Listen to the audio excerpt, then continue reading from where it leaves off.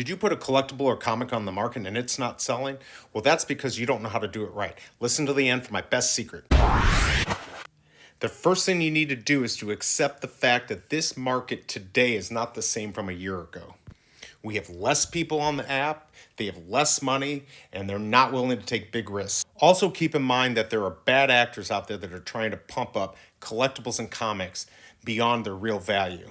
This is achieved by buying up the floor of a collectible or comic, making it look like there are less, therefore increasing the value. Okay, enough of that. Let's go look at the market and how we're going to sell. In this market, it's almost impossible to sell your collectible unless you're at the floor price. It also can be hard if the collectible or comic you have is not in high demand. On unpopular collectibles, you may have to break the floor and go even lower to sell your item. One of the greatest pieces of advice I can give you, I got from Veve Vault. If you want to sell a collectible or comic, you must leave meat on the bone. By leaving meat on the bone, you give another flipper the chance to make money who's willing to wait longer than you. What I always say is a bird in the hand is better than two in the bush. Take your profit and run. Selling your collectible at floor is usually the best way. If you have a special mint of a collectible or comic, then you might be able to get more. Getting more can be difficult because there aren't many people that can afford the price you're going to want for your better mint. In this situation, put your collectible at a high price and wait for somebody to contact you to negotiate the price you will actually sell it at. Selling in an auction is another great way to sell good mints or even the collectibles that you're having a hard time selling. These tips are great for the average day.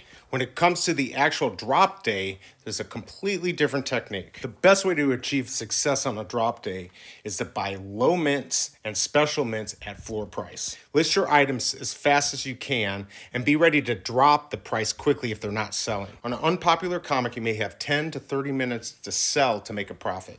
On super special mints like 616 or 1939, you can take a little bit more time to try to get the price you want. These might even be worth waiting a day or two for somebody to contact you to buy it at your high price. You've waited long enough. Here's my special secret to selling those collectibles and comics. Selling at floor is key these days, but maybe you have a little bit better mint that's lower than everyone else and you want to get a little bit more money than floor.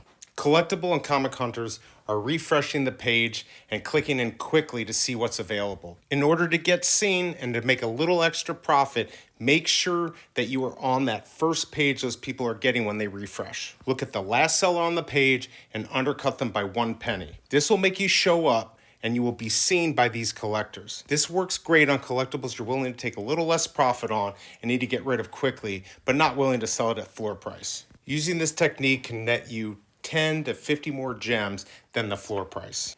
Thanks for dropping by. I hope I gave you some great tips so you can do better on the Veve market. Hit that like button, subscribe, and I will see you next time.